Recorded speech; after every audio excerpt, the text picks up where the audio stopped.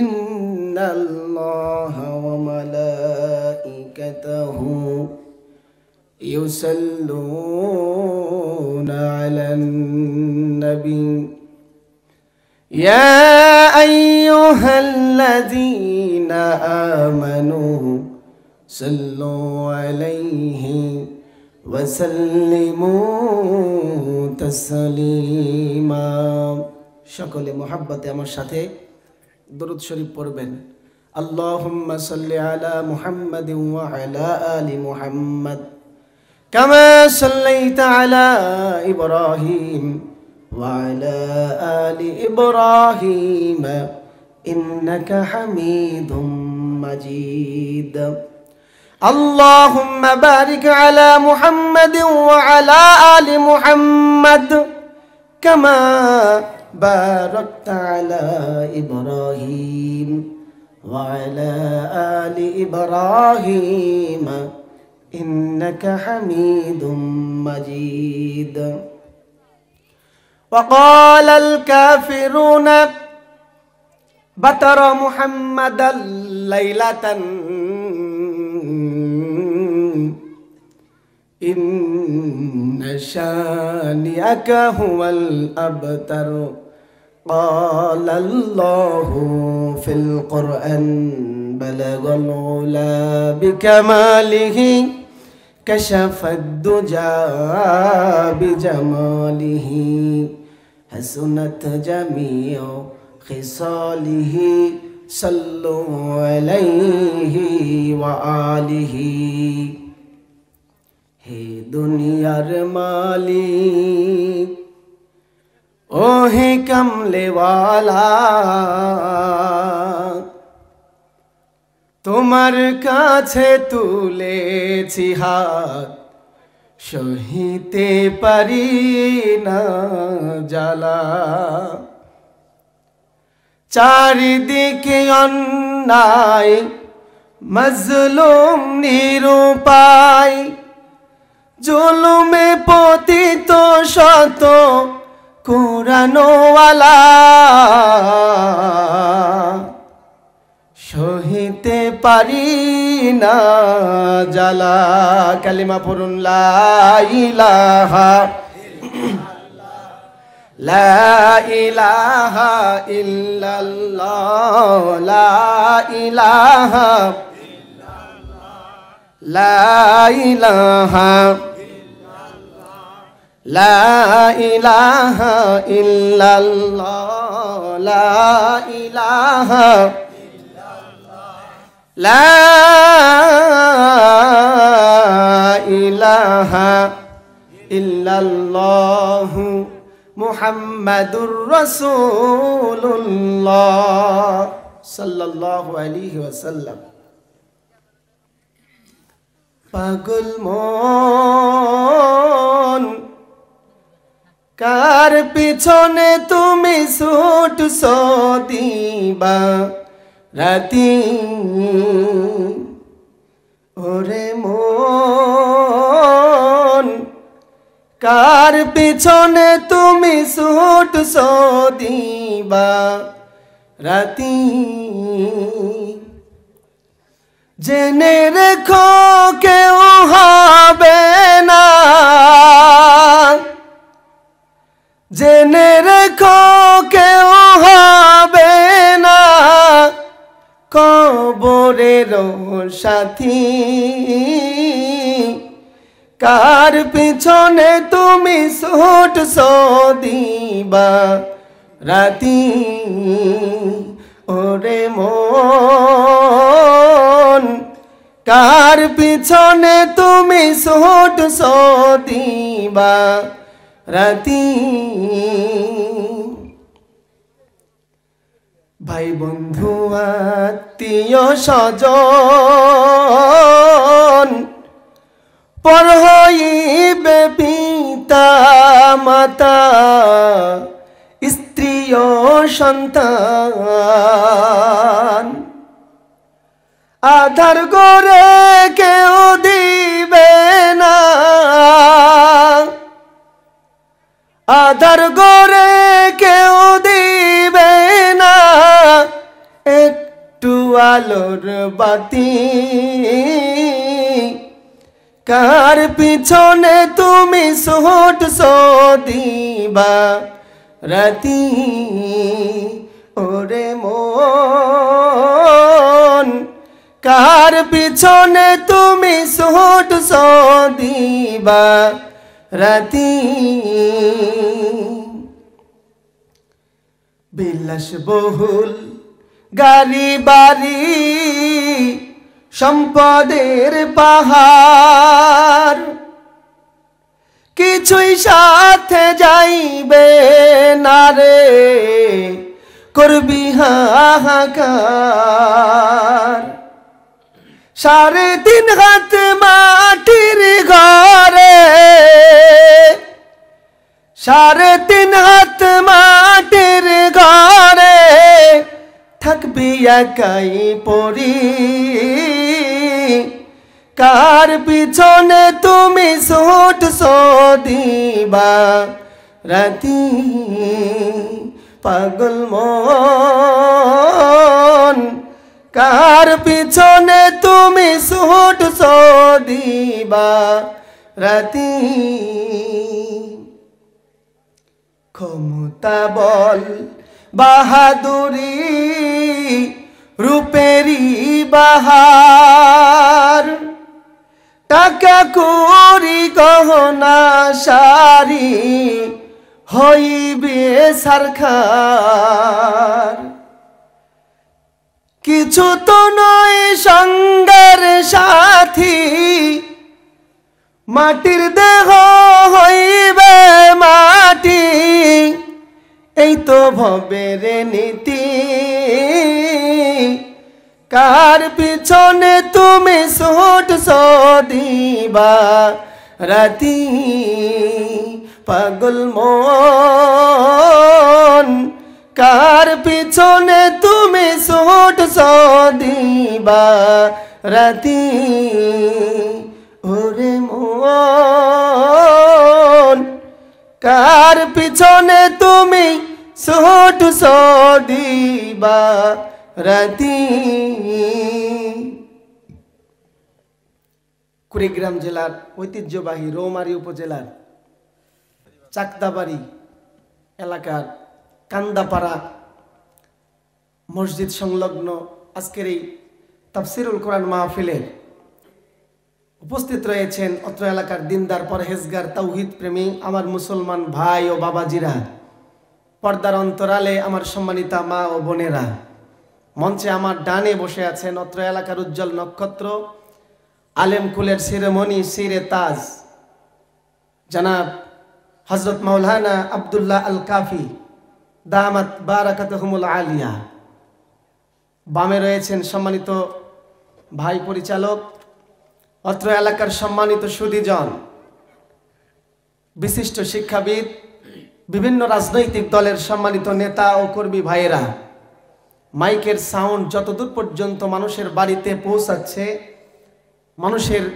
যতগুলি মানুষের কর্ণকুহরে আজকের এই কোরআনের আওয়াজ প্রতিধ্বনিত হচ্ছে, সকলের প্রতি আন্তরিক অভিনন্দন। আজকের এই তাফসির মাহফিলের পক্ষ থেকে শুভেচ্ছা জ্ঞাপন করছি। সেই সঙ্গে দোয়ার নিমিত্তে পুনরায় সালাম। আসসালামু আলাইকুম ওয়া রাহমাতুল্লাহি ওয়া বারাকাতুহু। মহান রবের দরবারে সংক্ষিপ্ত পরিসরে কালেমাতুশ শুকর, যে মহান মুনিব আল্লাহ সুবহানাহু ওয়া তাআলা আজকের এই কনকনে শীতকে উপেক্ষা করে সেই মাগরিবের নামাজের পর থেকে এই পর্যন্ত আল্লাহর কোরআনের জান্নাতি সামিয়ানার নিচে আমাদেরকে কবুল করেছেন, বলেন আলহামদুলিল্লাহ। যতগুলো মানুষ আলহামদুলিল্লাহর আওয়াজটা আরেকটু হলে ভালো হতো, ভালো লাগতো। আলহামদুলিল্লাহ, আল্লাহু আকবার, সুবহানাল্লাহ, এগুলি লা ইলাহা ইল্লাল্লাহ, এগুলি যেন তেন জিকির না। আমরা তো শুধু জিকির হিসাবে এগুলো বলি, এগুলোকে শুধুমাত্র জিকির হিসাবে বিবেচনা করলে চলবে না। আল্লাহর নামটা আমাদেরকে বুলন্দ আওয়াজে আল্লাহর তাওহীদের ঘোষণা হিসাবে বলা দরকার, বলেন আলহামদুলিল্লাহ। এবারে ভালো হয়েছে ভাইরা আমার। তাফসিরুল কোরআন মাহফিলের সামিয়ানার নিচে বসে যদি মুসলমান আল্লাহর নামের আওয়াজ জোরে দিতে না পারে, তাহলে গোটা দুনিয়ার বর্তমান জাহিলিয়াতের ঘোর অন্ধকারে, যেখানে গোটা দুনিয়া একভাবে যৌথ ষড়যন্ত্রে লিপ্ত হয়েছে, ইসলাম আর ইসলামের কালেমা, ইসলামের আওয়াজ, কোরআনের বুলন্দ প্রতিধ্বনি জমিনে রাখা যাবে না। এমন সময় মুসলমান যদি মাহফিলের সামিয়ানার নিচে বসেও আলহামদুলিল্লাহ জোরে বলতে না পারে, ময়দানে মুসলমান তো হাঁটা তো দূরের কথা, ময়দানে গেলে তো প্যান্ট খুলে যাবে। ঠিক কি ঠিক না? আমরা তো ময়দানে যেতে পারছি না, পরিবেশ ভালো না, নাকি বলেন? কিন্তু মাহফিল থেকে অন্তত পক্ষে আমরা আমাদের জবানি শক্তি দিয়ে আল্লাহর নামের ঘোষণাটা জোরে বলে ওই বাতিল মতাদর্শী বদমাশদেরকে জানায় দিতে চাই, তোমরা আমার আল্লাহর দ্বীনকে নিভায়ে দিতে চাইলে কি হবে? আমরা পরিবেশের প্রতিকূলতার কারণে ময়দানে হুঙ্কার দিয়ে দাঁড়াতে পারছি না, কিন্তু ঈমানের চেতনায় বলিয়ান মুসলমান এই মাহফিলের গর্জন দিয়ে তাদের কানে জানান দিয়ে দিতে চাই, সময় আসবে আমরাও ময়দানে দাঁড়ায় যাব, শয়তান পালাবার জায়গা পাবে না। ঠিক কি ঠিক না বলেন? এজন্য আল্লাহর আওয়াজটা আমরা কৃপণতা না করে একটু বুলন্দে আওয়াজে দেব। ভাইরা আমার, নবী পাকের প্রতি দরুদ ও সালাম পেশ করছি, যিনি সর্বকালের সর্বযুগের সর্বশ্রেষ্ঠ আদর্শিক মহামানব, সমন্বয়ক, রাজনীতিবিদ, যিনি সমাজপতি, রাষ্ট্রপতি, গোটা দুনিয়ার মানুষের চরিত্র গঠনের মূলনীতি। তিনি হলেন আখিরাতে ময়দানে মাহশারের কঠিন পরিস্থিতিতে মানবতার সাফায়াতের একমাত্র কান্ডারি, সাইয়্যিদুল মুজাসসাম, খাতামান নবিয়্যিন, রাহমাতাল লিল আলামিন, আশরাফুল আম্বিয়া, মুহাম্মাদুর রাসূলুল্লাহ সাল্লাল্লাহু আলাইহি ওয়াসাল্লাম। প্রিয় ভাইরা আমার, আজকের আলোচনায় আমাকে নির্ধারিত যে বিষয় দেওয়া হয়েছে, অতি সংক্ষিপ্ত সময়ে যতক্ষণ আপনারা থাকবেন আর শুনবেন, নির্ধারিত বিষয়ের উপরে কোরআন সুন্নাহ ভিত্তিক কিছু কথা যতটুকু আল্লাহ সুবহানাহু ওয়া তাআলা বলার তৌফিক দিবেন বলবো। বলেন ইনশাআল্লাহ।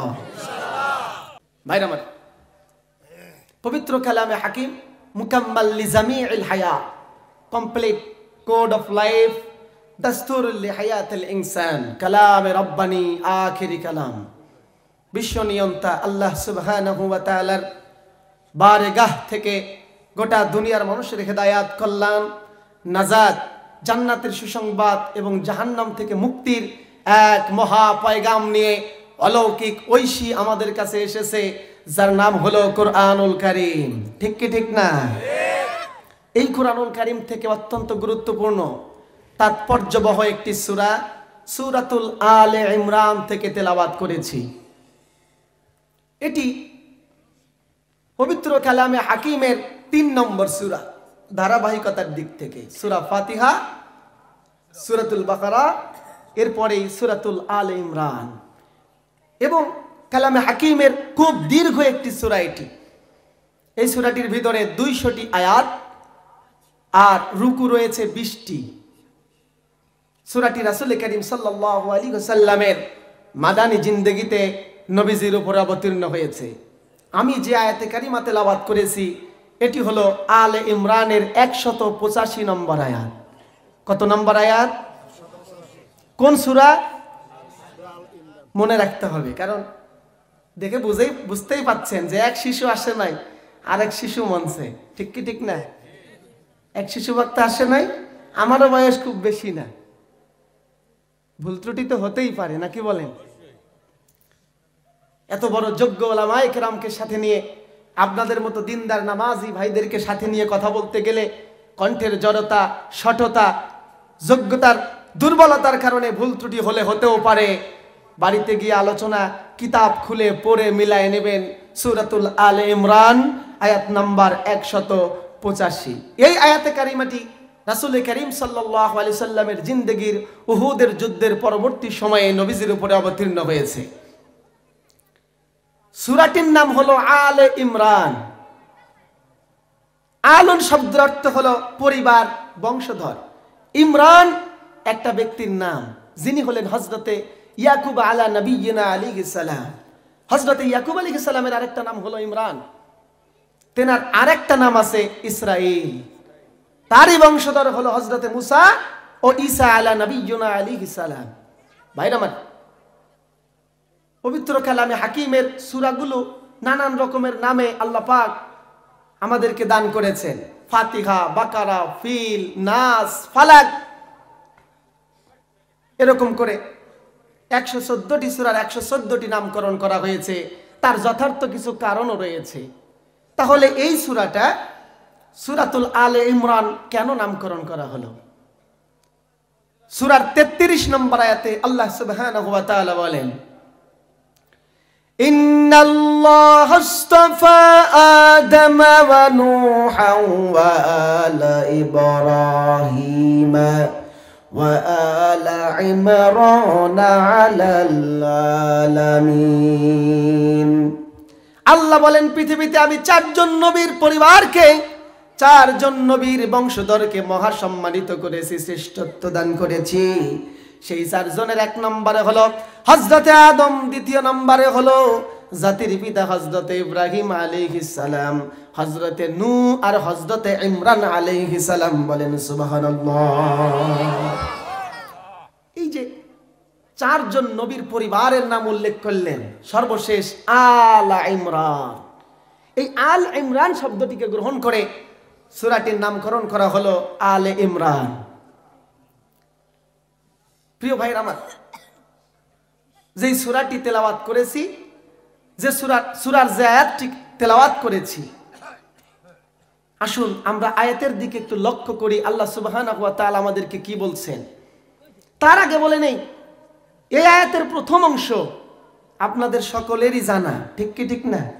কুল্লু নাফসিন, বলেন না, জানেন না আপনারা? বলেন কুল্লু নাফসিন যায়িকাতুল মাউত। এই অংশটুকু পবিত্র কুরআনুল কারীমের ভিতরে 3টা জায়গায় এসেছে। বলেন কয় জায়গায়? সূরাতুল আম্বিয়ার 35 নম্বর আয়াতে এসেছে কুল্লু নাফসিন যায়িকাতুল মাউত, এই আয়াতে এসেছে। এবং সূরাতুল মুমিনুনে এসেছে কুল্লু নাফসিন যায়িকাতুল মাউত। 3টা জায়গায় আল্লাহ সুবহানাহু ওয়া তাআলা এই কুল্লু নাফসিন যায়িকাতুল মাউত অংশটুকুকে উল্লেখ করে 3 বার মানুষদেরকে স্মরণ করায়া দিচ্ছেন এক ইউনিভার্সাল ট্রুথ, চিরন্তন সত্য কথা। কুল্লু নাফসিন যায়িকাতুল মাউত, ম্যান ইজ মর্টাল, মানুষ মরণশীল, মানুষকে মরতেই হবে, ঠিক কি ঠিক না? ভাইরা আমার, আমি আপনাদেরকে আয়াতের সরল অনুবাদটা একবার শোনায় দিতে চাই। আল্লাহ সুবহানাহু ওয়া তাআলা সূরাতুল আলে ইমরানের 185 নম্বর আয়াতের ভিতরে বলছেন, কুল্লু নাফসিন যায়িকাতুল মাউত, প্রত্যেক প্রাণীকেই মৃত্যুর স্বাদ আস্বাদন করতে হবে। তার মানে জীবন আছে যার, তাকে মরতে হবে। ওয়া ইন্নামা তুওয়াফাউনা উজুরাকুম ইয়াওমাল কিয়ামা। পৃথিবীতে মানুষ এসেছে মৃত্যুবরণ করবে, মরার পরেই তার জিন্দেগির সব খেলা শেষ হয়ে যাবে না। ওয়া ইন্নামা তুওয়াফাউনা উজুরাকুম ইয়াওমাল কিয়ামা, এই পৃথিবীতে মানুষ যে কর্ম সম্পাদন করেছে, কিয়ামতের ময়দানে তাদেরকে সব কর্মের প্রতিদান দেবেন কে? ফামান যুহযিহা আনিন নারি ওয়া উদখিলাল জান্নাতা ফাকাদ ফাস। পরবর্তী অংশে আল্লাহ বলছেন, সেই ব্যক্তি চূড়ান্ত পর্যায়ে সফল যে জাহান্নাম থেকে বেঁচে যায়। সুবহানাল্লাহ বলেন। আর জান্নাত পেয়ে যায়। সুবহানাল্লাহ। আল্লাহ বলতেছে, সেই প্রতিদানে যে ব্যক্তি জান্নাত পাবে আর জাহান্নামের আগুন থেকে বেঁচে যাবে, সে হলো চূড়ান্ত সফল। আজকে আমি আপনাদেরকে খুব শর্টকাটে শোনায় দেব কিয়ামতের ময়দানে কারা জান্নাতে যাবে আর জাহান্নাম থেকে বাঁচতে পারবে। শুনবেন আপনারা? শেষাংশে আল্লাহ সুবহানাহু ওয়া তাআলা বলছেন, ওমাল হায়াতুদ দুনিয়া ইল্লা মাতাউল গুরুর। আর এই পৃথিবী এটি ছলনার বস্তু ছাড়া আর কিছুই হতে পারে না। এ হলো সরল অনুবাদ। আমি আপনাদেরকে ধারাবাহিকভাবে খুব অল্প সময়ের ভিতরে এর কিছু বিস্তারিত কথা শোনাতে চাই। তবে একজন একজন করে যদি ওঠা ধরেন তাহলে কিন্তু হবে না। আর আজকের এই আলোচনাটা খুবই গুরুত্বপূর্ণ একটি বিষয় মাহফিল ইন্তেজামিয়া কমিটি সিলেক্ট করে আমাকে জানিয়ে দিয়েছেন। আমি আজকে আমার নিজের এবং আপনাদের সকলের ইসলাহের জন্য, সংশোধনের জন্য কিছু কথা বলার ইচ্ছা পোষণ করেছি। দয়া করে আপনারা যদি ডিস্টার্ব না করেন, উঠে না যান, তাহলে বলবো, বলেন ইনশাআল্লাহ। আর যদি চলে যান তাহলে এখনই আমাকে বলেন, আমি মোনাজাত করে দিই। চলে যাবেন? আল্লাহর কাছে একটু হাত তুলে ওয়াদা করা যাবে যতক্ষণ আলোচনা চলবে আমরা যাব না? করা যাবে? হাত তোলেন, সবাই হাত তোলেন। আল্লাহ তুমি তাকাও, এই যে কান্দাপাড়ার তাফসীর মাহফিলের সামিয়ানার নিচে বসে কারা হাত তুলে তোমার কাছে দেখায় নাই? হাত তোলেন নাই? কে তোলেন নাই? আল্লাহ যে হাত তোলে নাই তার হাতের বিচার তোমার কাছে। আল্লাহ তুলেছেন সবাই? এইবার মাবুদ তুমি তাকায় দেখো কারা কারা হাত তুলেছে। যারা হাত তুলেছে আমার আগে যদি কেউ চলে যায়, আল্লাহ তুমি তাদের বিচারও কিয়ামতের ময়দানে করবে। বলেন আমিন। হাত নামান। যাবেন ভাইরা আমার? মৃত্যু শব্দটার সঙ্গে সবাই পরিচিত, ঠিক না? কোন মানুষকে মৃত্যু জিনিসটা শিখাতে হয় না, পড়াতে হয় না। মৃত্যু এমন এক চিরন্তন সত্য, এমনই এক বাস্তবতা, এই মৃত্যুর জ্ঞান প্রত্যেকটা মানুষের ভিতরেই আছে। আছে কি নাই? এটা ইউনিভার্সিটি, কলেজ, মাদ্রাসাতে পড়ে আপনাকে জ্ঞান অর্জন করতে হবে না যে মৃত্যু কি জিনিস। কারণ আল্লাহ সুবহানাহু ওয়া তাআলা আমাদেরকে প্রতিনিয়ত আমরা স্মরণ করতে না চাইলেও আমাদেরকে মৃত্যুর কথা স্মরণ করিয়ে দেয় এবং আমাদের চোখে মৃত্যু দেখায় দেয়। নবীজি বলেন, আকসিরু যিকরা হাযিমিল লাযযাতিল মাউত, ও আমার উম্মতের দল, বেশি বেশি করে তোমরা মৃত্যুর কথাকে স্মরণ করো, যেই মৃত্যু তোমার এই জিন্দেগির সব সুখ, শখ, স্বাদ, আহ্লাদকে মুহূর্তের ভিতরেই শেষ করে দেবে। বিশাল অট্টালিকা, বিশাল সম্পদের মালিক আমি, যখনই মৃত্যু হবে মুহূর্তের ভিতরে আমার সমস্ত সম্পদ আর কাজে লাগবে? কাজে লাগবে। হাই হাই, ঘরের সুন্দরী স্ত্রী, কত রকমের অলংকার দিয়া বউটারে ঘরে সাজায় রেখেছি, সন্তানকে কত কষ্ট করে লালন পালন করলাম। আহা, আমি মারা যাওয়ার সঙ্গে সঙ্গে আমার স্ত্রী, আমার সন্তানাদি, আমার পাড়া প্রতিবেশীরা আমাকে মাটির কবরে দাফন করার জন্য ব্যস্ত হয়ে যায়। ভাইরা আমার, দোয়া করছি আপনাদের এলাকার সকল কবরবাসীর জন্য। এ দোয়া করতেই হবে, কারণ এই যে কনকনে শীত, সামিয়ানা দেওয়া আছে উপরে, নিচে আবার সুন্দর কার্পেট বিছানো, তারপরেও শীত আমরা কুলাতে পারছি? ঠান্ডায় কনকনে শীতে আমরা কাতর হয়ে যাই। একটু নজর করে দেখেন, আহারে, যেই মাটা 10 মাস 10 দিন আপনাকে আমাকে গর্ভধারণ করে লালন পালন করে বড় করে দিয়া আল্লাহর ডাকে সাড়া দিয়ে কবর জগতে পাড়িয়ে জমিয়েছে, ওই মাটা কবরের মাটির নিচে কিভাবে আছে? যে বাবা শরীরের রক্তকে পানি করে দিয়া, হাড়ে ব্যথা নিয়া, শরীরের ক্লান্তকে বিসর্জন দিয়া অর্থ উপার্জন করে আমারে আপনারে লালন পালন করলো, সেই বাবা মা আজকে কবরে। চিন্তা করে দেখেন ভাই আমার, আমরা লেপ কাঁথার নিচে শুয়ে থেকে ঠান্ডা কুড়াতে পারছি না, আমার আপনার বাবা মা কি করে মাটির কবরে, মাটিতে আর পানিতে মিশ্রিত শরীরে তারা কিভাবে সেখানে শুয়ে আছেন। আল্লাহ পাকের কাছে দোয়া করি, মাবুদ মেহেরবান, আমাদের যাদের বাবা মা কবরবাসী হয়ে গেছে, আমাদের বাবা মার কবরে তুমি জান্নাতের বিছানাটা বিছায়া দাও। বলেন আমিন। মৃত্যু এক চিরন্তন সত্য, প্রত্যেকটা মানুষকে মৃত্যুবরণ করতে হবে। আল্লাহ বলেন, কুল্লু নাফসিন যায়িকাতুল মাউত, মরতে হবে তো নাকি? বলেন ভাইরা আমার, আমার দেশে কোনো মানুষ মারা গেলে তার পাপের বোঝা যতবারই হোক না কেন, মৌলবীরা তাদের জন্য দোয়া করে। দুঃখের বিষয়, কপাল পোড়া জাতি, যে মৌলবীরা মানুষ মরলেই সুদখোর, ঘুষখোর, আল্লাহর নাফরমান, এই মানুষটার মৃত্যুর কথা শুনে আমার দেশের মৌলবীরা তাদের জন্য হাত তুলে আল্লাহর কাছে বলে, মাবুদ তারে মাফ করে দাও, তার জিন্দেগির সমস্ত গুনার দায়ভার আমি মৌলবী নিলাম, আর আমার দেশে যখন কোনো মৌলবী মারা যায়, আমার দেশের মৌলবীর জন্য, আমার দেশের আলেম ওলামাদের জন্য দোয়া তো দূরের কথা, তার মৃত্যুতে শোকটা পর্যন্ত প্রকাশ করা যায় না। ঠিক কিনা বলেন? ইহা হাম সব মুসাফির হ্যাঁ वही आखिर ठिकाना, यहाँ हम सब मुसाफिर हैं वही आखिर ठिकाना, कोई आगे रवाना है कोई पीछे रवाना। এই দুনিয়ায় সমস্ত মানুষ মুসাফির, সবাইকে আগে পরে মৃত্যুবরণ করে জমিন থেকে চিরবিদায় নিয়ে কবরে চলে যেতে হবে।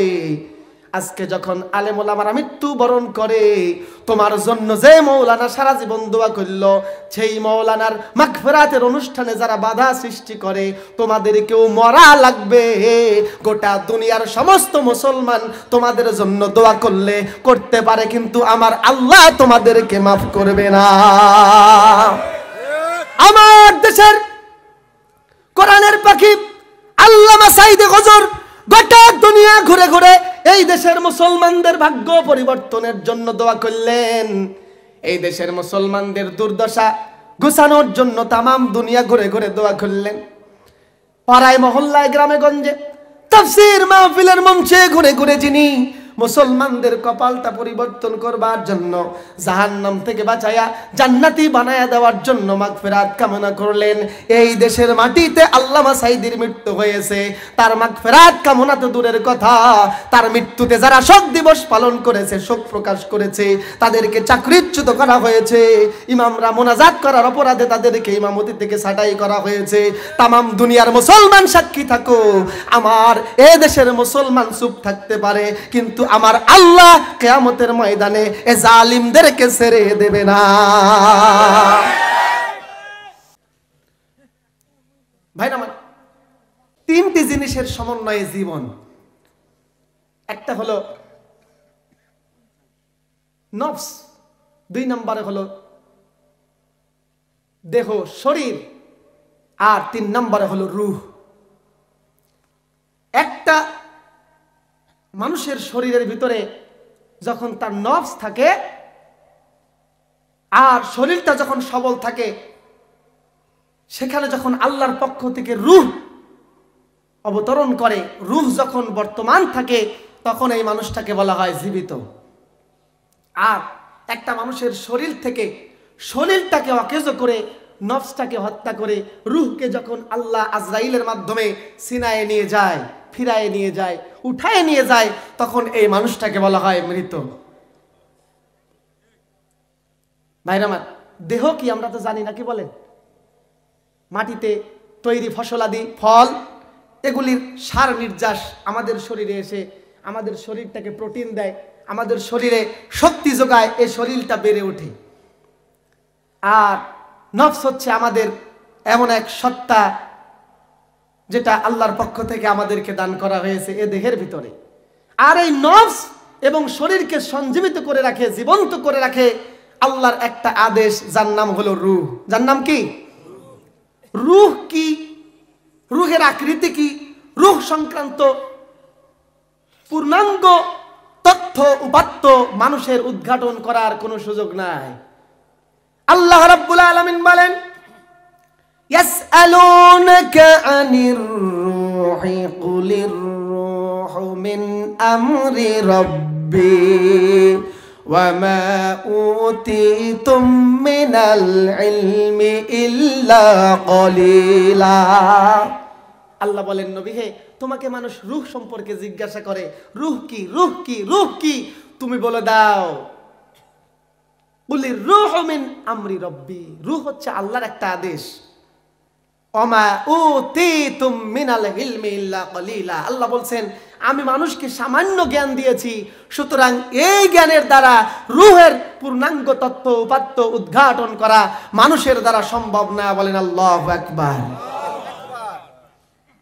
এই রূহ যখন শরীর থেকে আল্লাহ বের করে নিয়ে নেন, তখন এই মানুষটাকে বলা হয় মৃত্যু, এই মানুষটাকে বলা হয় মৃত। আর তার দেহটা আর মানুষ থাকে না, দেহটা হয়ে যায় লাশ। দেহটাকে কোথায় পাঠানো হয়? কথা বলেন কোথায়? কবরে। প্রিয় ভাইরা আমার, মানুষের জীবনের মূলত স্তর হলো চারটা। কয়টা বলেন? এক নম্বর হলো আলমে আরওয়াহ। মানুষ পৃথিবীতে আসার আগে রূহের জগতে বসবাস করতেন। আমরা শুনেছি আল্লাহ তখন রূহের জগতে সমস্ত মানুষের রূহগুলোকে একত্রিত করে বলেছিল, আলাস্তু বিরব্বিকুম, আমি কি তোমাদের রব নই? আপনারা বলেন আমাদের রব কে? আল্লাহ। বলে দাঁত ভেঙে গেল। একটু আগে তো বললাম আল্লাহর নাম কখনো আস্তে নয়, কিভাবে বলতে হবে? জোরে বলেন, আমাদের রব কে? আল্লাহ আমার রব, ওই রবি আমার সব। আল্লাহ আমার রব, এই রবি আমার সব। দমে দমে তনু মনে তারি অনুভব। আল্লাহ আমার রব, এই রবি আমার সব। রবের নামটা উচ্চ আওয়াজে বলেন, কে? ভাই আমার, আলমে আরওয়াহ থেকে এই পৃথিবীতে মানুষ আগমন করে মাতৃগর্ভের মাধ্যমে। এটাকে বলা হয় হায়াতুদ দুনিয়া। হায়াতুদ দুনিয়াতে মানুষ আগমন করে মাতৃগর্ভের মাধ্যমে। আমি মানব সৃষ্টির রহস্য এখন বলছি না, আমার আলোচনার বিষয়টা অন্য, যে কারণে আমি আলোচনাটা এক্সপান্স করে যাচ্ছি। মাতৃগর্ভের মাধ্যমে মানুষ পৃথিবীতে আসে, ভূমিষ্ঠ হয়। শৈশব, কৈশোর, তারুণ্য, তার যৌবন, তার বৃদ্ধকাল পার করে যখন মানুষের মৃত্যু আসে, আবার এই দুনিয়া থেকে কি করে? মানুষ বিদায় হয়ে যায়।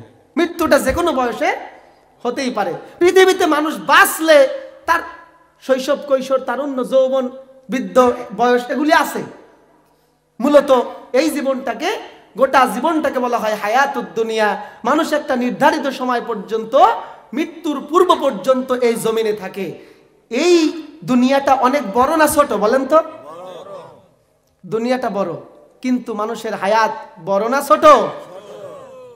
আল্লাহ রাব্বুল আলামিন বলেন, ওয়ামাল হায়াতুদ দুনিয়া ইল্লা লাইবুন ওয়া লাহউন ওয়ালাদ-দারুল আখিরাতু খায়রুল লিল্লাযিনা ইয়াত্তাকুনা আফালা তা'কিলুন।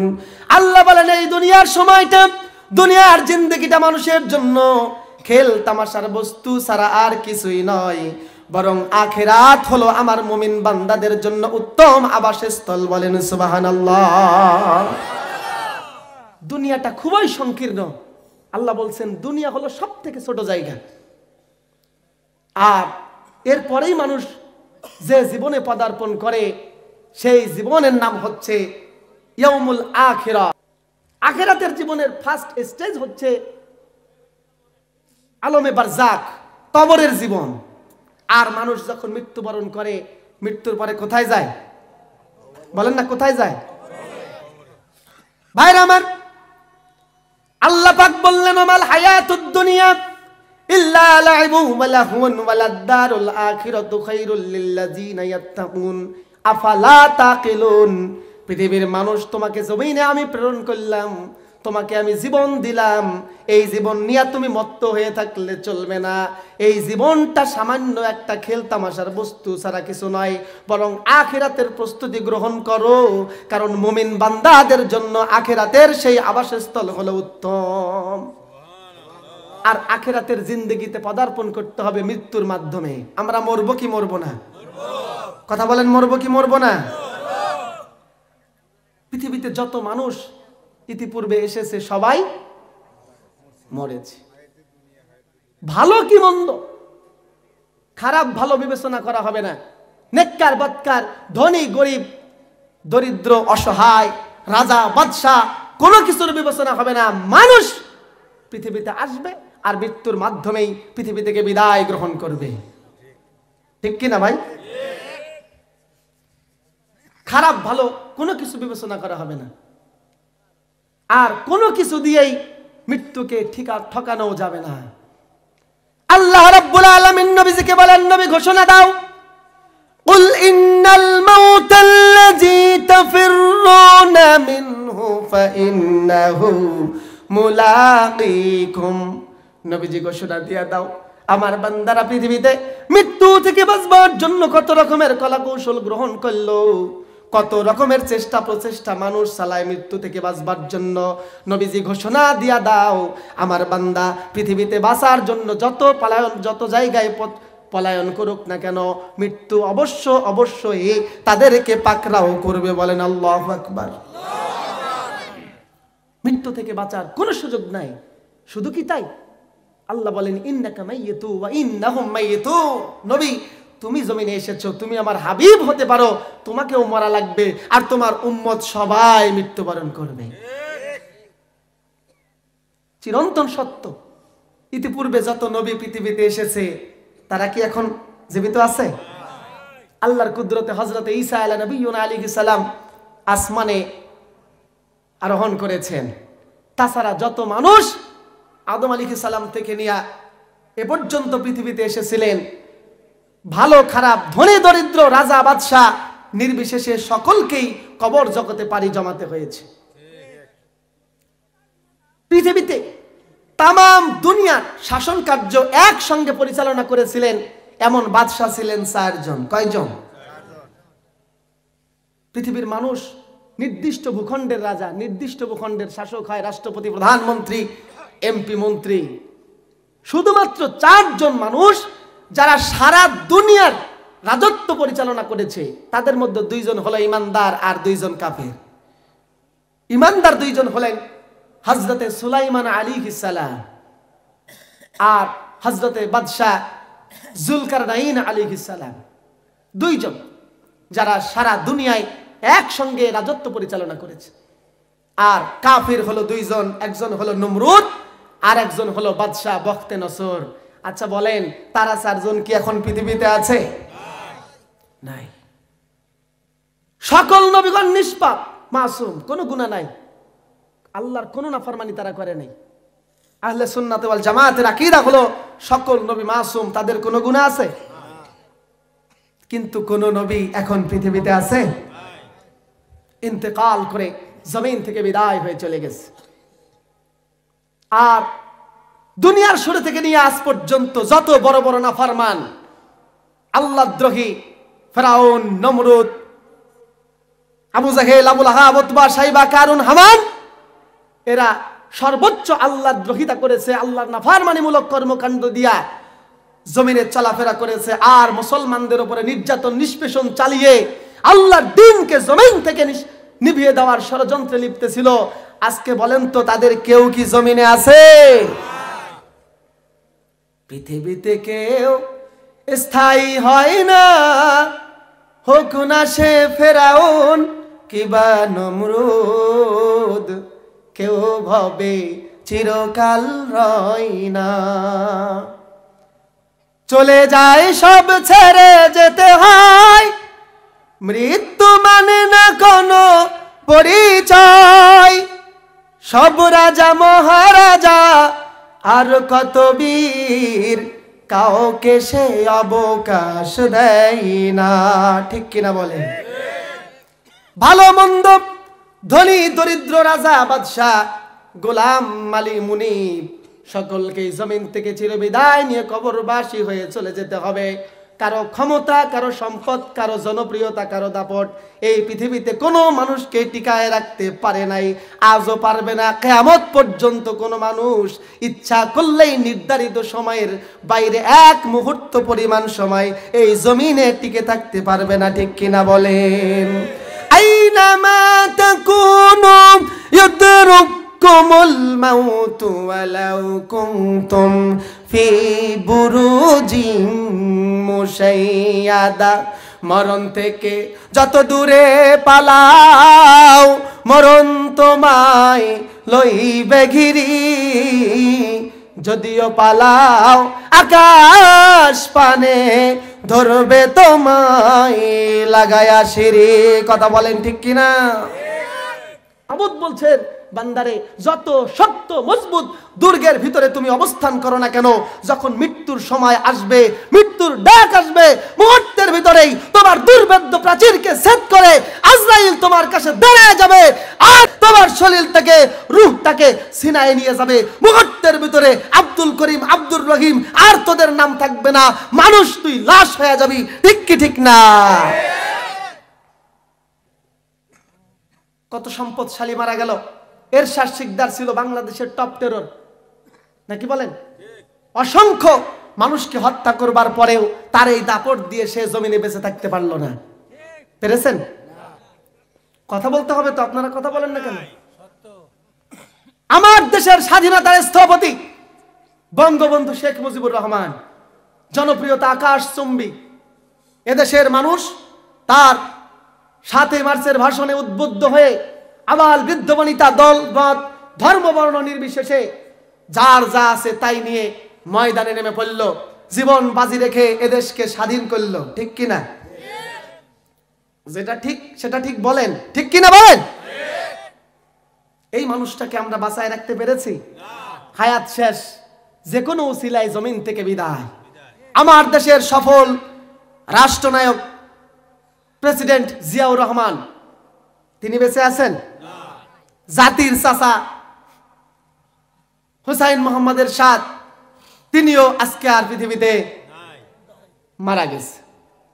অনেক বড় বড় অর্থনীতিবিদ, শিক্ষাবিদ, ধনাঢ্যবান মানুষগুলো, রাজনৈতিক দলের নেতা কর্মীরা যাদের দাপটে জমিনে ঘুমানো যেত না, আজকে তারা জমিনে নাই। কেউ কারো ক্ষমতা দিয়ে, সম্পদ দিয়ে, জনপ্রিয়তা দিয়ে জমিনে বেঁচে থাকতে পারে নাই, পারবেও না। আমার দেশের কোরআনের পাখি আল্লামা দেলোয়ার হোসাইন সাইদি রহমাতুল্লাহি আলাইহি, যদি মানুষ জনপ্রিয়তায় বেঁচে থাকতে পারত, যদি অন্য কোনো মানুষের জীবনের বিনিময়ে কোনো মানুষকে বাঁচায় রাখা যাইতো, আল্লাহ যদি এই শর্তটা আমাদের দিকে ছুড়ে দিতেন, আমার দেশের লক্ষ মানুষ নিজের জীবনের বিনিময়ে আল্লামা সাইদিকে বাঁচায় রাখতো। ঠিক কিনা বলেন? হায় হায়, কত মানুষ সাইদির জন্য কাঁদলেন। তিনি জেলখানায়, মানুষেরা রোজা রেখে তাহাজ্জুদ পড়ে পড়ে তার জন্য দোয়া করলেন। তিনি অসুস্থ, ঢাকায় মেডিকেলে ভর্তি হয়েছে। লক্ষ লক্ষ মানুষ রোজা রেখে সারা দুনিয়া থেকে তার জন্য, তার হায়াতের জন্য দোয়া করেছেন। শাহবাগ চত্বর, যেই জায়গা থেকে আল্লামা সাইদির ফাঁসির ঘোষণা হয়েছে, ফাঁসির দাবিতে যেই জায়গায় মিছিল হয়েছে, ওই জায়গায় মানুষেরা দাঁড়িয়ে কেঁদে কেঁদে আল্লামা সাইদির হায়াতের জন্য আল্লাহর কাছে মোনাজাত করেছে। ঠিক কিনা বলেন? কিন্তু সাইদি সাহেবকে আল্লাহ জমিনে রাখলেন না। ওই যে universal truth, man is mortal, কুল্লু নাফসিন যায়িকাতুল মাউত, সময় হলে জমিন থেকে মৃত্যুর মাধ্যমে বিদায় হওয়া লাগবে। আল্লাহ নেককার বদকার নির্বিশেষে সকলকে মৃত্যু দিবেন। এই জন্য আল্লাহ পাক মানুষের মুনাজাতকে কবুল করলেন না। যত জনপ্রিয়তাই থাকুক না কেন, আমরা আল্লামা সাইদিকে ধরে রাখতে পারলাম না। ভাইরা আমার, দুঃখের বিষয়, সব থেকে খারাপ লাগা এইখানে কাজ করে, যেটা হলো তিনি মৃত্যুবরণ করলেন। আমি শুরুতেই বলেছি, আমার দেশে কোনো মানুষ মারা গেলে তার পাপের বোঝা যতবারই হোক না কেন, মৌলবীরা তাদের জন্য দোয়া করে। কিন্তু সাইদি রহমাতুল্লাহি আলাইহি মারা যাওয়ার পরে তেনার মৃত্যুতে শোক প্রকাশ করার কারণে তাদের বিরুদ্ধেও অ্যাকশন নেওয়া হয়েছে, না হয় নাই? আমার দেশের শ্রেষ্ঠ মুফাসসির মৃত্যুবরণ করল, আর আমরা ছোটখাটো সুন্নিপুটি মৌলবীরা জুমার দিন মসজিদে দোয়া করব না, এটা কোনোদিন হয়? মসজিদে মসজিদে পুলিশ পাঠায়া রেস্ট্রিকশন জারি করা হলো, আজকে যেন সাইদির জন্য কোনো দোয়া না হয়। আমার মসজিদে প্রশাসন এবং স্থানীয় নেতাকর্মী সাথে এসে আমাকে বলল, হুজুর পরিবেশ খুব একটা ভালো না, উপর থেকে নির্দেশ এসেছে আজকে যেন সাইদি হুজুরের জন্য কোনো দোয়া হয় না। আমি বললাম, হলে কি হবে? হলে অ্যাকশন হতে পারে। আমি বললাম, কত রকমের অ্যাকশন হয় হোক, সাইদি মারা গেছে আর মসজিদের ইমাম, মসজিদের খতিব আজকের জুমায় তার জন্য দোয়া করবে না, এটা হতে পারে না। আজকে যারা এদেশের মানুষকে এইভাবে করে আলেম ওলামাদের কাছ থেকে দূরে রাখার চেষ্টা করছেন, তাদের ভবিষ্যৎ ভালো না খারাপ? আল্লাহ রাব্বুল আলামিন বলেন, ইন্নাল্লাযীনা ফাতানুল মুমিনিনা মুমিনিনা ওয়াল মুমিনাতি সুম্মা লাম ইয়াতুবু ফালাহুম আযাবু জাহান্নাম ওয়া লাহুম আযাবুল হারিক। নিশ্চয়ই যারা মুমিন পুরুষ এবং মুমিনা নারীদেরকে কষ্ট দেয় অতঃপর তওবা করে না, আমি আল্লাহ তাদের জন্য প্রজ্বলিত জাহান্নামের আগুনের শাস্তি রেখেছি। বলেন নাউজুবিল্লাহ। মুমিন নারী এবং পুরুষকে যারা কষ্ট দেয়, আলেমদের তো ঈমান নাই নাকি? বলেন কি বলেন? বলেন আলেমদের ঈমান আছে? তাহলে আলেমরাও মুমিন।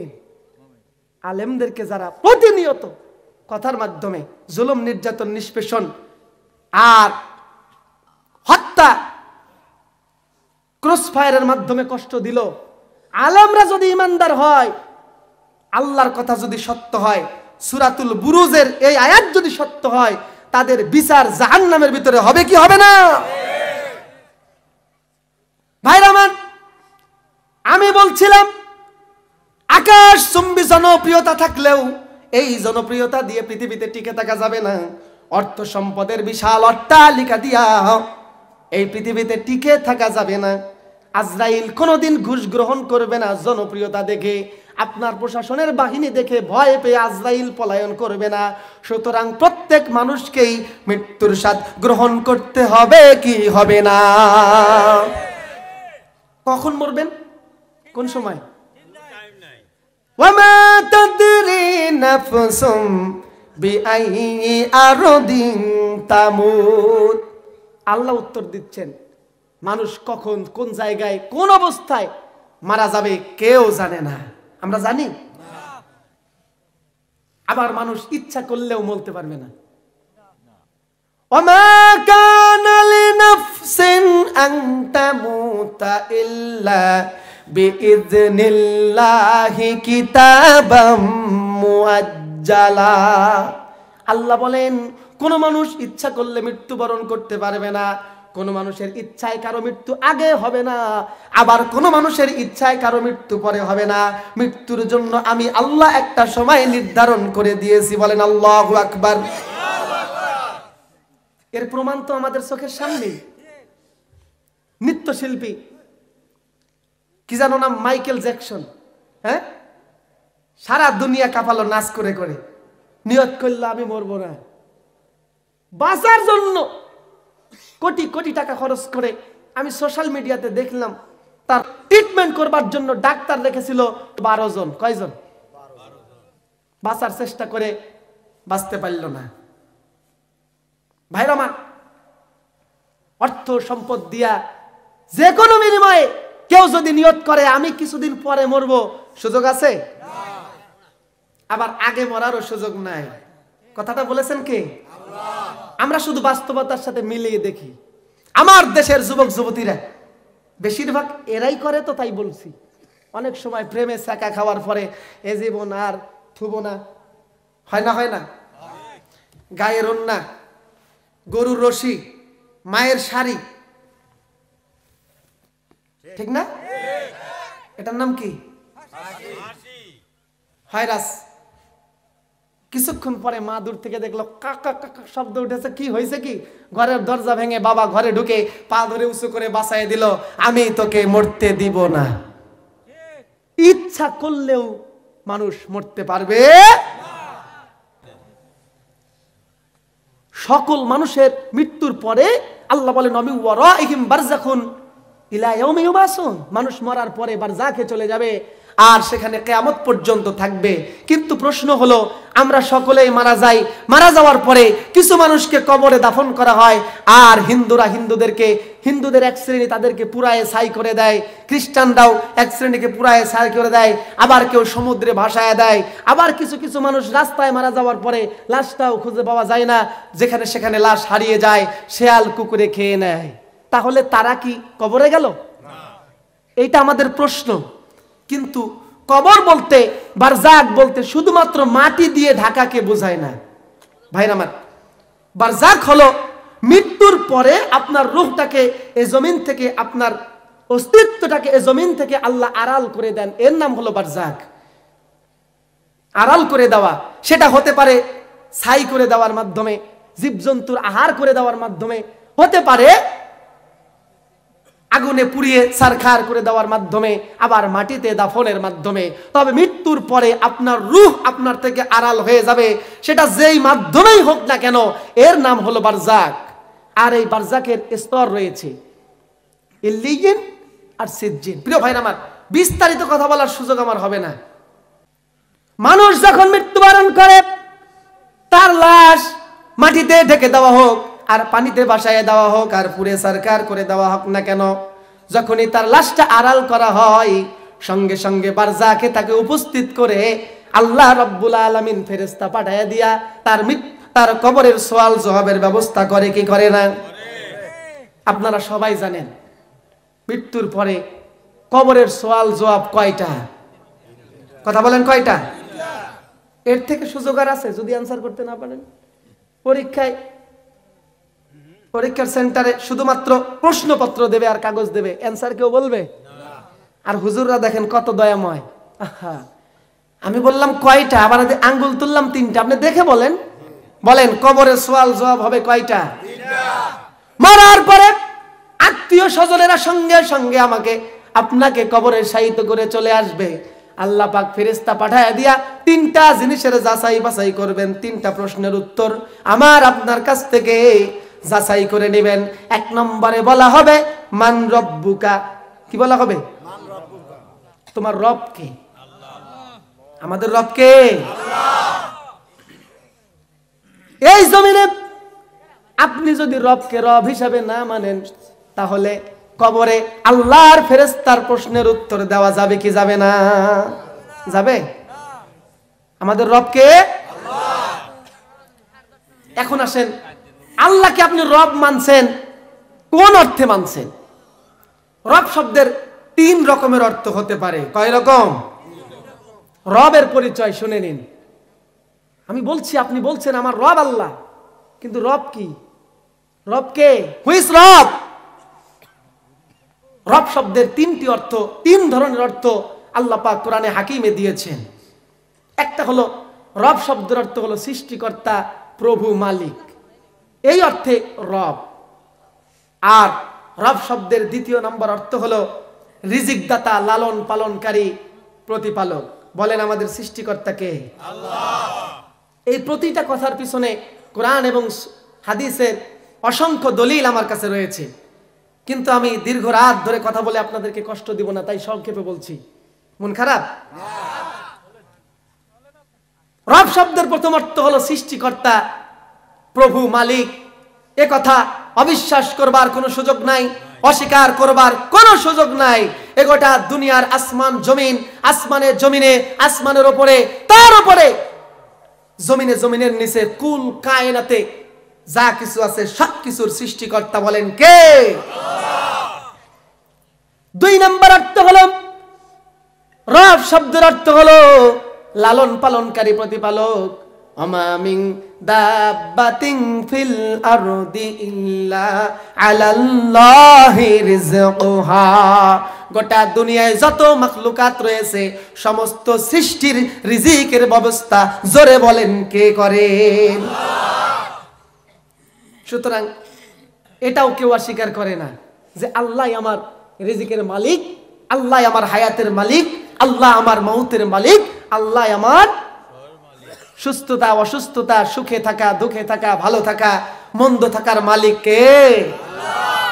রব শব্দের 3 নম্বর অর্থ হলো, রব শব্দের 3 নম্বর অর্থ হলো রব হচ্ছেন তিনি যিনি হচ্ছেন আইনদাতা, বিধানদাতা, হুকুমদাতা, যিনি হচ্ছেন বিচার করনেওয়ালা, তিনি হলেন মাফ করনেওয়ালা। জোরে বলেন না তার নামটা কি? আপনারা তো বলছেন, কিন্তু এই জায়গাতে গলত। রবের প্রথম অর্থে কেউ অস্বীকার করে না, সৃষ্টিকর্তা আল্লাহ স্বীকার করে অকপটে, দ্বিধাহীন চিত্তে। আল্লাহ রিজিকের মালিক, মৌতের মালিক, তিনি আমাদের প্রতিপালক, লালন পালনকারী।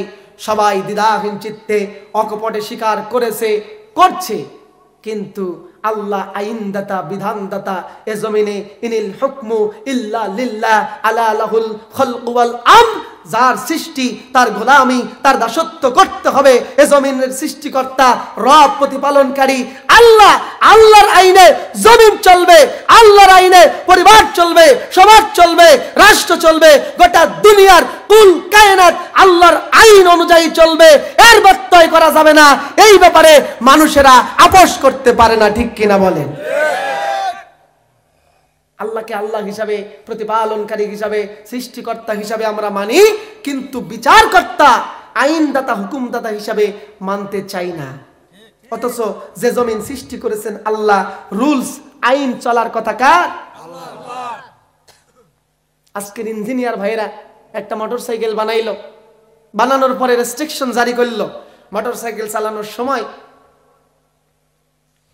ভালো ড্রাইভার হওয়া লাগবে, আর ড্রাইভারের কিছু সুদক্ষ গুণাবলী থাকা লাগবে। তাহলে গাড়ি যখন স্টার্ট করবেন, সে সময় স্টার্ট করার পরে যখন আপনি রান করবেন, রান করার সময় আগে ক্লাচ ধরে তারপরে গিয়ারটা ফেলে তারপরে আস্তে আস্তে ক্লাচ ছাড়তে হবে আর পিক আপ টানতে হবে, গাড়ি তাহলে সামনের দিকে যাবে। আমি কি ভুল বললাম?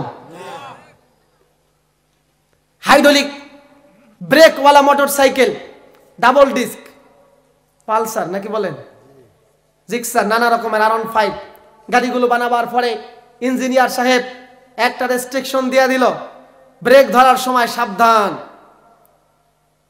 যদিও বর্তমানে ABS সিস্টেম করে দিয়েছে, কিন্তু তারপরেও সতর্কতা তারা দেয় কি দেয় না? তাদের নিয়মের ব্যতিক্রমে যদি গাড়ি চালান, রাস্তায় পরে মরবেন, কেউ ঠেকাতে পারবে না। পেট্রোল দিয়ে গাড়ি চালাইতে হবে, আপনি পানি দিয়ে চালাইলে গাড়ি চলবে? ওরে ভাই, এতে কে বুঝে নিতে হবে।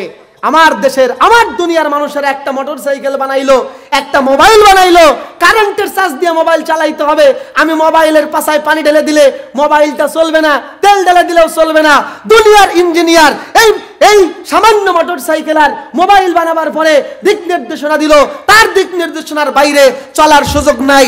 আমার আল্লাহ বানালো কুল কায়নাতের সব, আমি মানুষটাকে আল্লাহ বানায়া গোটা দুনিয়ার সমস্ত প্রতিপালনের দায়িত্ব নিলেন আল্লাহ। তাহলে এই জমিনে আল্লাহর সিদ্ধান্তের বাইরে চলার ক্ষমতা মানুষ রাখে কি করে, ঠিক কিনা বলেন? আমরা তাই করছি, যেটা আল্লাহর দ্রোহিতা, যেটা আল্লাহর সাথে ধৃষ্টতা। আর কবরে যখন প্রশ্ন করবে ফেরেশতা, মান রব্বুকা, তোমার রবকে, আপনার দ্বারা আমার দ্বারা আল্লাহ কথাটা কি বের হবে? বের হবে না। কারণ কি? মুখে বেঁধে যাবে। এই তিন অর্থে যদি আল্লাহকে রব মানতে পারেন, তাহলে ফেরেশতা যখন প্রশ্ন করবে মান রব্বুকা, আমার মুখ দিয়ে অকপটে ইমানের চেতনায় বের হয়ে যাবে রব্বি আল্লাহ, বলেন আমাদের রব আল্লাহ। 2 নম্বর কবরের প্রশ্ন, মান দীনুকা, তোমার দিন কি, তোমার ধর্ম কি, তোমার জীবন ব্যবস্থা কি? আপনারা বলেন তো, আমাদের ধর্মের নাম কি? ইসলাম। আলহামদুলিল্লাহ, আপনারা সুন্দর অ্যান্সার করেছেন। এই দিন শব্দটার 3টা অর্থ আল্লাহ কোরআনে দিয়েছেন। কয়টা বলেন না, দেখে বলেন। দিন শব্দের 3টা অর্থ আল্লাহ কোরআনে দিলেন, সূরা ফাতিহায় দিলেন মালিকি ইয়াউমিদ, বলেন না, মালিকি। এই দিন শব্দের অর্থ হলো কিয়ামত, হাসরের দিন আর বিচার দিবস। দিন শব্দের আরেকটা অর্থ হলো ইসলাম, আল ইয়াউমা আকমালতু লাকুম দীনাকুম ওয়া আতমামতু আলাইকুম নি'মাতি ওয়া রাদিতু লাকুমুল ইসলাম দীনা। এই আয়াতের ভিতরে দিন শব্দের অর্থ হলো ইসলাম। তার মানে দিন শব্দের অর্থ আসছে ধর্ম। ইসলাম আমাদের দিন, এতে আপনাদের কোনো সন্দেহ আছে? আর দিন শব্দের 3 নম্বর অর্থ হলো ইন্নাদ দীনা ইনদাল্লাহিল ইসলাম। আল্লাহ বললেন, আল্লাহর কাছে পৃথিবীর মানুষের জন্য জীবন পরিচালনার একমাত্র সংবিধান, যার নাম হলো ইসলাম। দিন শব্দের 3 নম্বর অর্থটার নাম হলো সংবিধান। এই জায়গাতে সন্দেহ, মানুষ এই জায়গাতে আল্লাহর আনুগত্য করতে চায় না। ইসলামকে ধর্ম হিসাবে মেনে নিয়েছি, ইসলামকে আমার জীবন পরিচালনার সাধারণ রীতিনীতি হিসাবে মেনে নিয়েছি বটে, কিন্তু জীবনের গুরুত্বপূর্ণ সিদ্ধান্তগুলো আইন পরিষদে, আমার সংসদে ইসলামকে সংবিধান হিসাবে আমরা মেনে নিতে পারি নাই। আর যখন কিয়ামত কবরের জীবনে ফেরেশতা প্রশ্ন করবে মান দীনুকা, তিনটা অর্থে যদি ইসলামকে দিন হিসাবে আমরা মেনে নিতে না পারি, তাহলে কবরে আমার জবান থেকে দিন ইয়াল ইসলাম কথাটা বের হবে না, বরং আমি সেদিন উত্তর করতে পারবো না। আর 3 নম্বর প্রশ্নটা হলো মান নাবিয়্যুকা, আর নবীজির চেহারাটা সামনে ভাষায় দিলা বলা হবে মান হাজার রাসূল, এই ব্যক্তিটা কে? নবীকে আমরা নবী হিসাবে মেনে নিয়েছি, কিন্তু নবীজিকে আমার জীবনের অনুসরণীয় নেতা হিসাবে মেনে নিতে পারি নাই। নবীজি কি শুধুমাত্র আখিরাতের কথা, জান্নাতের জাহান্নামের কথা বলে আমাদেরকে কাঁদাতে এসেছিলেন? জি না। নবীজির জমিনে আসার উদ্দেশ্য হলো এই জমিনে আল্লাহর তাওহীদকে কায়েম করবে, আর আল্লাহর পক্ষ থেকে প্রতিনিধিত্বমূলক নেতৃত্ব প্রদান করে এই জমিনে আল্লাহর দ্বীন অনুযায়ী জমিনটাকে পরিচালনা করবে, নেতৃত্ব দেবে। নেতা হিসাবে আল্লাহ রাসূল জমিনে এসেছেন। আমি আপনি আজকে রাসূলুল্লাহকে নবী হিসাবে মেনে নিয়েছি বটে, কিন্তু আমার দেশের মদখোর, গাঁজাখোর, সুদখোর, ঘুষখোর, জেনাকার, ব্যভিচার ব্যক্তিকে আমার জীবন পরিচালনার, আমার সমাজ, আমার পরিবার, আমার রাষ্ট্র পরিচালনার দায়িত্ব দিয়া রাসূলুল্লাহকে সাধারণ নবী বানায় দিয়েছি, ঠিক কিনা বলেন? এখন যখন বলা হবে মান নাবিয়্যুকা, তোমার নবীকে, তোমার নেতাকে, আমরা উত্তর করতে পারবো না। আর সঙ্গে সঙ্গে কবরে আমাদের উপরে শুরু হয়ে যাবে আযাব। কবরে আযাব আছে না নাই? আল্লাহ বলবেন ফেরেশতারে 3টা প্রশ্নের উত্তর দিতে পারে নাই, আমার বান্দারে আমার দরকার নাই, মাটি তুমি সংকীর্ণ হয়ে যাও, এমন ভাবে চাপ দাও তার পাজরের হাড় একটা আরেকটার ভিতরে ঢুকে যাবে, তার নির্যাতনের আর কোনো শেষ থাকবে না। আর যখন আল্লাহকে প্রকৃত রব হিসাবে আমরা মেনে নিতে পারবো, সে অনুযায়ী জীবনটা পরিচালনা করতে পারবো, আর ইসলামকে যখন জীবন বিধান হিসেবে মেনে নিতে পারবো, নবীজিকে আমার জীবনের নেতা হিসেবে যদি গ্রহণ করতে পারি, 3টা প্রশ্নের উত্তর আমার আল্লাহ আমার জবানে ফুটায় দিবেন।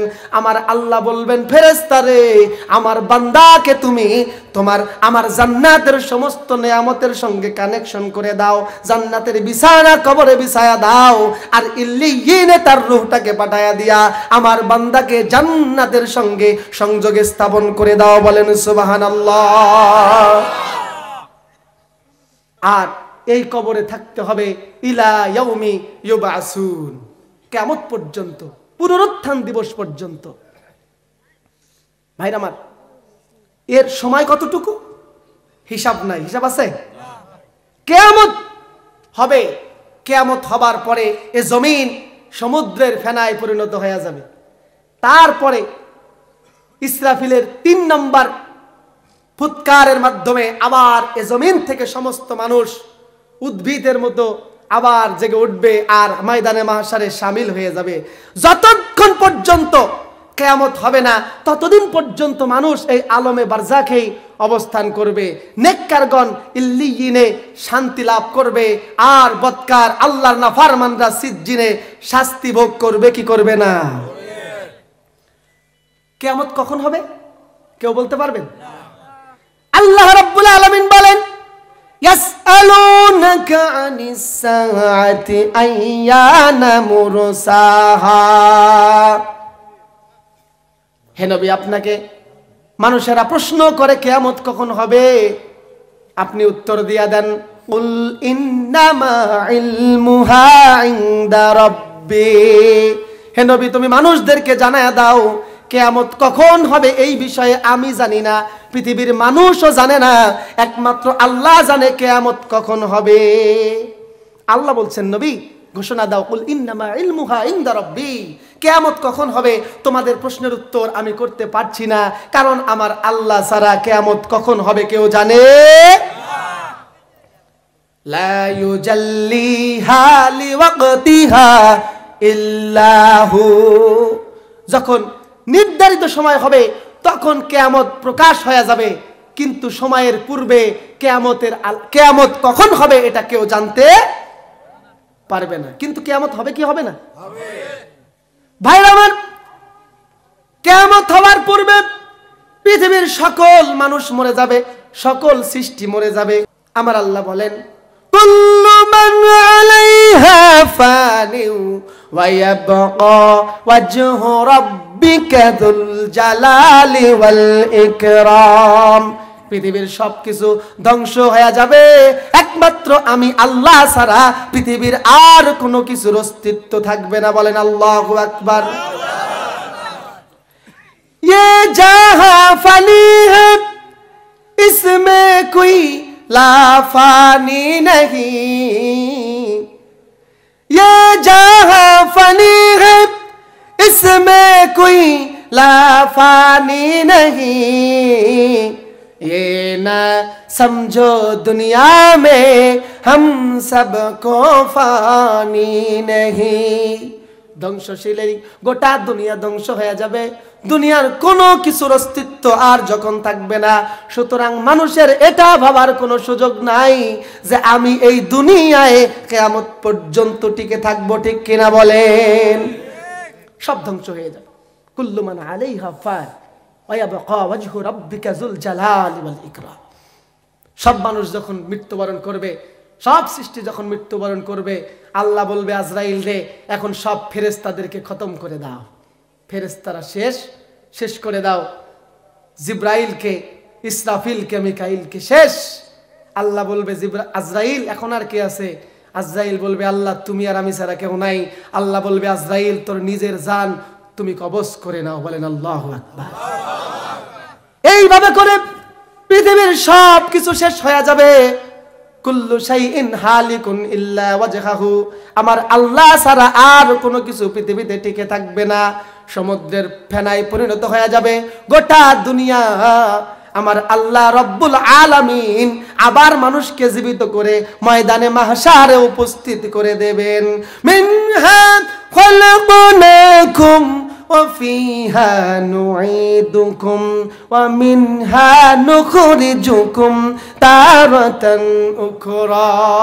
আল্লাহ বলেন বান্দা আমি তোরে এই মাটি থেকে সৃষ্টি করেছিলাম, আবার মাটিতে তোরে মিশায়া দিলাম, আবার আমি তোকে এই মাটি থেকে উঠাবো। বলেন আল্লাহু আকবার। আল্লাহ পারে কি পারে না? খলাকাল ইনসানা মিন তিন, মাটি থেকে মানুষকে আল্লাহ সৃষ্টি করলেন, আবার মৃত্যুর পরে এই মাটির সঙ্গে মিশায় দিয়ে নিশ্চিহ্ন করে দেবেন। আল্লাহ বলছেন মিনহা নুখরিজুকুম তারাতান উখরা, আবার এই মাটি থেকে আমি তোমারে উঠাবো। এইবার উঠাবেন আমাদের বিগত জিন্দেগির হিসাব গ্রহণের জন্য। ভাইরা আমার, সময় যখন হবে ইসরাফিলের সিঙ্গার ফুৎকারের মাধ্যমে আমার আল্লাহ পাক রব্বুল আলামিন পৃথিবীর মানুষকে আবার এই নিশ্চিহ্ন মাটি থেকে জীবিত করে উঠাবেন। নবীজি নবী পাক সাল্লাল্লাহু আলাইহি ওয়াসাল্লাম সাহাবীদেরকে বলছিলেন, ও সাহাবীরা শুনে নাও, আমার উম্মতের মধ্যে যদি কেউ আখিরাতের দৃশ্য, আখিরাতের ভয়াবহ চিত্রটা দেখতে চায়, সে যেন কোরআনের সূরা তাকবীর, সূরা ইনফিতার আর সূরা ইনশিকাক পড়ে নেয়। আখিরাত কত ভয়াবহ, কতটা কঠিন যদি জানতে চান, কোরআনের 3টা সূরা পড়া লাগবে। কয়টা? নবীজি বলেছেন সূরা ইনফিতার, সূরা তাকবীর আর সূরা ইনশিকাক যদি মুসলমানেরা পড়ে তারা বুঝতে পারবে আখিরাতের ভয়াবহ, আখিরাতের চিত্রটা কতটা কঠিন। আপনারা কি কোরআন পড়েন? হাত তুলতে বললে আমি জানি, হাত তুলতে বললে এই মাহফিলের এতগুলো দর্শকের ভিতরে আমার মনে হয় গোটা 10 জনও হাত তুলতে পারবেন না যে পূর্ণাঙ্গ সহিহ শুদ্ধভাবে কোরআনটা পড়তে পারি। ঠিক কি ঠিক না? কিন্তু কোরআন আমাদের পড়তে হবে কি হবে না? আল্লাহর নবী সাল্লাল্লাহু আলাইহি ওয়াসাল্লাম বলেন, কিয়ামতের পরে মানুষকে আবার যখন পুনরুত্থান করা হবে, পুনরুত্থিত করা হবে, নবীজি বলেন ইসরাফিল আলাইহিস সালাম সিংহায় ফুৎকার মারবেন, এ জমিন থেকে সকল মানুষ খালি পায়ে উলঙ্গ অবস্থায় জীবিত হয়ে হাসরের ময়দানের দিকে দৌড়াতে থাকবে। হযরতে আম্মাজান আয়েশা রাদিয়াল্লাহু তাআলা আনহা বলেন, নবী হে, যদি সকল মানুষ উলঙ্গ অবস্থায় খালি পায়ে হাসরের ময়দানের দিকে দৌড়াতে থাকে তাহলে নারীদের কি হবে? প্রশ্ন থাকে কি থাকে না? নবীজি বললেন খালি পায়ে উলঙ্গ অবস্থায় মানুষগুলো দৌড়াতে থাকবে, হযরতে আয়েশা বলেন আমরা তো নারী, আমরা লজ্জাশীলা, সেই দিন যদি আমরা উলঙ্গ অবস্থায় উঠি আমাদের লজ্জাস্থান তো মানুষেরা দেখে ফেলবে। নবীজি বলেন আয়েশা রে, সেদিন কিয়ামতের ময়দান এতটা ভয়াবহ হবে, এতটা কঠিন হবে, মানুষ তার নিজের অপরাধের কারণে এতটাই অনুশোচনায় জাহান্নামের ভয়ে ভীত থাকবে, কেউ কারো দিকে তাকাবার কোনো সুযোগ থাকবে না। নবীজি বলেন পাপের পরিমাণ অনুযায়ী ময়দানে মাহশারের কঠিন পরিস্থিতিতে উত্তপ্ত বালুর উপরে দাঁড়ায়া আসমানের সূর্যটা যখন মাথার হাত কাছে চলে আসবে, সূর্যের 12টা মুখ দিয়া মানুষের মাথায় যখন তাপ দিতে থাকবে, মানুষ ঘেমে যাবে পাপের পরিমাণ অনুযায়ী, কারো ঘামের ভিতরে, কারো হাঁটু পর্যন্ত, কারো নাভি পর্যন্ত, কারো বুক পর্যন্ত, আবার কারো নাক পর্যন্ত ঘামের ভিতরে ডুবে যাবে।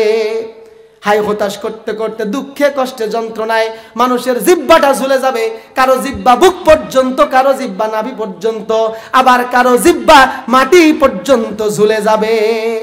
এই কঠিন পরিস্থিতিতে আল্লাহ রাব্বুল আলামিন বলেন ইয়াউমা ইয়াফিরুল মারউ মিন আখিহি ওয়া উম্মিহি ওয়া আবিহি ওয়া সাহিবাতিহি ওয়া বানি। আল্লাহ বলেন ময়দানে মাহশারের কঠিন পরিস্থিতিতে তোমার স্ত্রী তোমার কাছ থেকে পলায়ন করবে, তোমার ভাই তোমাদের কাছ থেকে পলায়ন করবে, তোমার বন্ধু বান্ধব সন্তান সন্ততি সবাই ময়দানে মাহশারের কঠিন পরিস্থিতিতে তোমাদের কাছ থেকে পলায়া যাবে। সবাই নিজের বোঝা মাথায় নিয়ে নিজেকে কিয়ামতের ময়দানে দাঁড়াতে হবে।